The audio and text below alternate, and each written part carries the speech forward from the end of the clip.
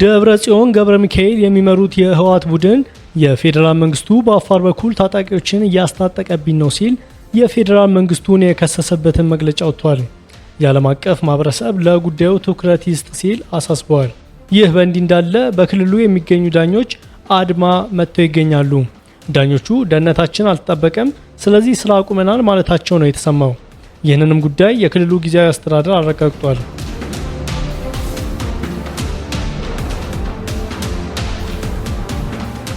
ፕሬዝዳንት ዶናልድ ትራምፕ እና ፑቲን የሰላም ሰዎች ነን ብለዋል። የአሜሪካው ፕሬዝዳንት ዶናልድ ትራምፕ አውሮፓውያኑ መፎከር ብቻ ነው እንጂ ከነሱ ምንም አትጠብቁ፣ የሚሄዱት ሂደትም ሰላም አያመጣም በማለት ተችተዋል።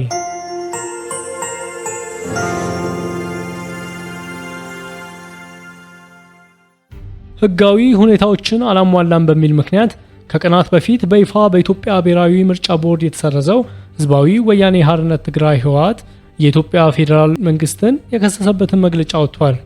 የኢትዮጵያ ፌዴራል መንግስት ህወሓትን ለመበተን ኃይል እያደራጀ ነው ሲል ገልጿል። ምርጫ ቦርድ የሰጠው ቀነ ገደብ መሰረት ግንቦት 5 ቀን ከህጋዊነቱ የተሰረዘው ህወሓት የፌዴራል መንግስቱ የውጭ ሀገር ሰዎች ወደ ትግራይ ክልል እንዳይገቡ ክልከላ አድርጎብኛል፣ ነዳጅም አቋርጦብኛል፣ የኢኮኖሚ ቀባም አድርጎብኛል በማለት የፌዴራል መንግስቱን የወቀሰ ሲሆን ለዓለም አቀፉ ማህበረሰብ ከኤርትራ ጋር ያደረኩት ምንም አይነት ምስጢራዊ ስምምነት የለም ሲል በመግለጫው ላይ ገልጿል። ፖለቲካዊ ስምምነትም ወታደራዊ ውልም አላደረኩም፣ ምንም አይነት ምስጢራዊ ነገር ውስጥ እጄ የለበትም የሚለው ህወሓት በፌዴራል መንግስት ውስጥ መቀጠል እንደሚፈልግ ይገልጻል። በዶክተር ደብረጽዮን ገብረ ሚካኤል የሚመራው የህወሓት ቡድን በምርጫ ቦርድ መሰረዙን ተከትሎ ለአፍሪካ ህብረት ኮሚሽን ደብዳቤ መጻፉ የሚታወስ ነው። ለዓለም አቀፉ ማህበረሰብ ደግሞ ሰሞኑን አቤቱታውን አቅርቧል። ህወሓት ደብዳቤውን የላከው የኢትዮጵያ ውጭ ጉዳይ ሚኒስትር ከህወሓት ጋር የተፈጠረውን ውዝግብ በሚመለከት ለዓለም አቀፍ ማህበረሰብ የሰጠውን ማስታወሻ ተከትሎ ነው።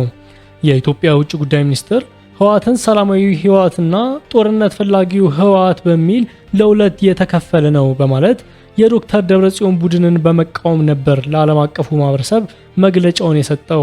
ይህንንም መግለጫ በመቃወም ህወሓት በሰጠው መግለጫ በህወሓት ውስጥ ክፍፍል የለም፣ እኛም ጦርነት ፈላጊ አይደለንም፣ ህወሓት አንድ ነው ሲል ገልጿል።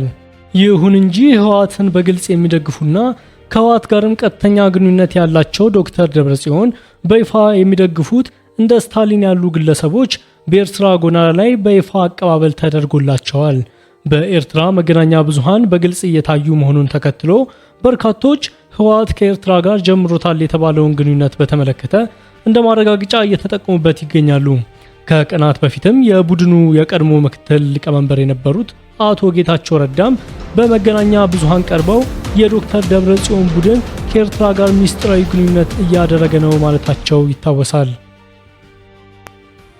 የተደቀነብን የደህንነት ስጋት ሙሉ በሙሉ መፍትሄ እስኪያገኝ ድረስ ማንኛውንም አይነት የዳኝነት አገልግሎት መስጠት አቁመናል ሲሉ የትግራይ ክልል ፍርድ ቤት ዳኞች አስታውቀዋል። በመቀሌ ከተማ ማዕከላዊ ፍርድ ቤት ደጃፍ ላይ በተለጠፈው ማስታወቂያ ዳኞቹ የተደቀነብን የደህንነት ስጋት መፍትሄ እስኪያገኝ ድረስ የመቀሌውን ማዕከላዊ ፍርድ ቤት ጨምሮ በሰባቱም ክፍለ ከተሞች የሚገኙ ዳኞችና ፍርድ ቤቶች ለጊዜው ማንኛውንም የዳኝነት አገልግሎት መስጠት አቁመናል ብለዋል። የክልሉ ጊዜያዊ አስተዳደር ፍርድ ቤቶቹ መዘጋታቸውን አረጋግጦ ለመዘጋታቸው ምክንያት የሆነውን ችግር አጣርቶ እርምጃ እንደሚወስድ በመግለጽ ዳኞች ወደ ስራ ገበታቸው እንዲመልሱ ተጠይቋል።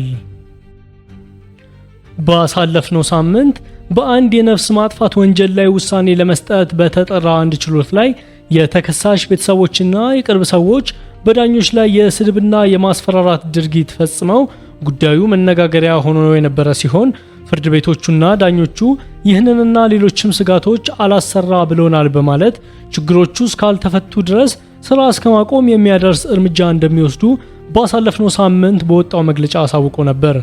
ይህንን ተከትሎ በትላንትናው ዕለት ፍርድ ቤቶቹ የስራ ማቆም እርምጃ ጀምረዋል።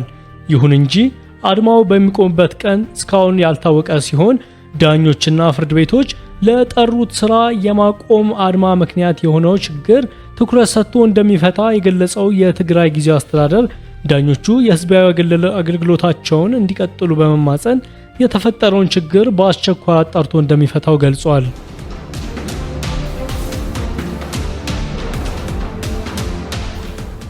ፕሬዝዳንት ዶናልድ ትራምፕ እኔና ፑቲን የሰላም ሰዎች ነን ብለዋል። የአሜሪካው ፕሬዝዳንት ዶናልድ ትራምፕ አውሮፓውያኑ መፎከር ብቻ ነው እንጂ ከነርሱ ምንም ነገር አትጠብቁ፣ የሚሄዱት ሂደትም ሰላም አያመጣም በማለት ተችተዋል።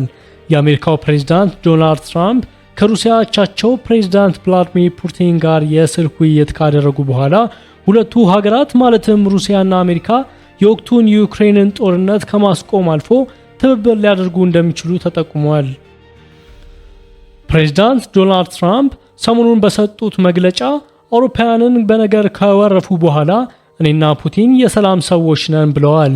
የአሜሪካው ፕሬዝዳንት ዶናልድ ትራምፕ አውሮፓውያኑ መፎከር ብቻ ነው፣ እኔና ፑቲን በጋራ ሰላም ብናመጣ እንጂ ከነርሱ ምንም ነገር አትጠብቁ ካሉ በኋላ አውሮፓውያን ለሰላም እዚህ ግባ የሚባል ቦታ እንኳን የላቸውም በማለት ተችተዋል። ትራምፕ አውሮፓውያኑን የሚካሄዱበት ሂደት ሰላም የማያመጣ ነው ብለው በመደምደም ከሩሲያ መሪ ጋር ያላቸውን ትብብር በይፋ ማሳወቃቸው አነጋጋሪ ጉዳይ ሆኖ በማህበራዊ ሚዲያ ጭምር ሰዎች ሲቀባበሉት ውለዋል።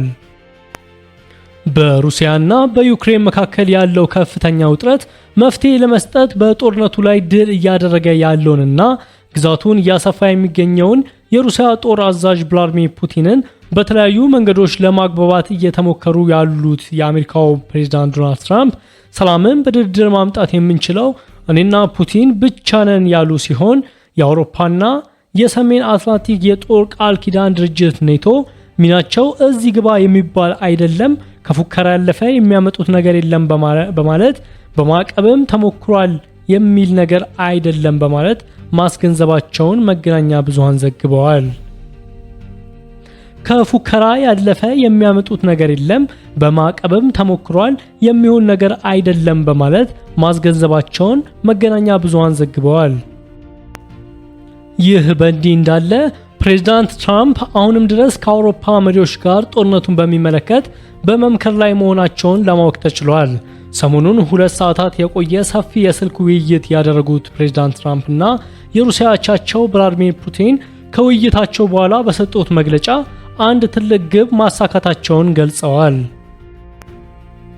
ትራምፕ እንዳሉት በየሳምንቱ 5000 ወጣቶች በጦርነት ምክንያት ሕይወታቸውን ያጣሉ።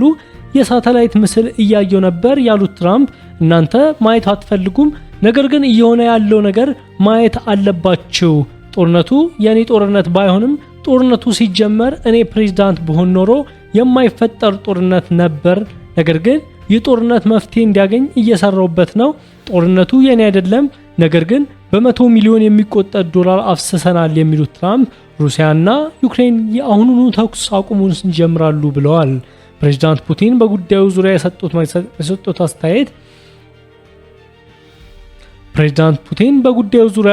አስተያየት ከ2 ሰዓታት የቆየው የትራምፕ ጋር ያደረጉት ውይይት እጅጉን መረጃ የሰጠና በጥቅሉ በንይታ ጠቃሚ የሆነ ነው ሲሉ ገልጸውታል። ፑቲን ከትራምፕ ጋር ያደረኩትን የስልክ ንግግር ጥሩ ነው፣ እርሱ በተሻለ ይገነዘባል ብዬ አስባለሁ ብለዋል።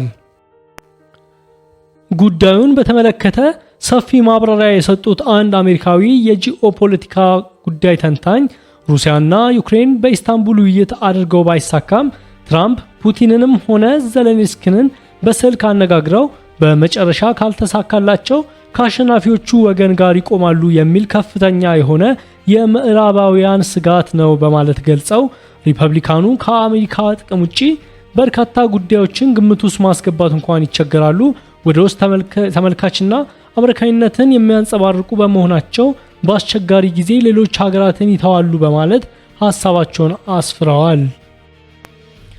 አሜሪካ ከሩሲያ ጋር በሰላማዊ ሁኔታ ትሰራለች ብሎ ማሰብ ከባድ መሆኑን የጠቀሱት ተንታኙ በአንደኛው የዓለም ጦርነትና በሁለተኛው የዓለም ጦርነት ሁለቱ ሀያላን አብረው የተሰለፉ ቢሆንም ሀገራቱ አሁንም እስካለንበት ጊዜ ድረስ ለበርካታ ዓመታት የዘለቀ ውጥረት ውስጥ እንደሚገኙ በማንሳት ምንም እንኳን የሩሲያው ፕሬዝዳንት ቭላዲሚር ፑቲን መልእክት ቢልኩም ያልተነኩ በርካታ ጉዳዮች በመኖራቸው ጥርጣሬው መጉላቱና የጂኦፖለቲካ ሁኔታው በፍጥነት እየተቀየረ መሆኑን አስገንዝበዋል። አሁንም ድረስ በሁኔታው ተስፋና ስጋት ያለባቸው የአውሮፓ ህብረት አባል ሀገራት ቀጣዩ ስብሰባቸው የጦርነቱ መቆምና መቀጠል መፍትሄ የሚያገኝበት ብቻም ሳይሆን ፑቲንና የአሜሪካው አቻቸው ዶናልድ ትራምፕ በአንድ መድረክ የሚቆምበት አጋጣሚ ሊሆን እንደሚችል እየተጠበቀ ይገኛል። ለዛሬ የያዝናቸው መረጃዎች ይህን ይመስሉ ነበር።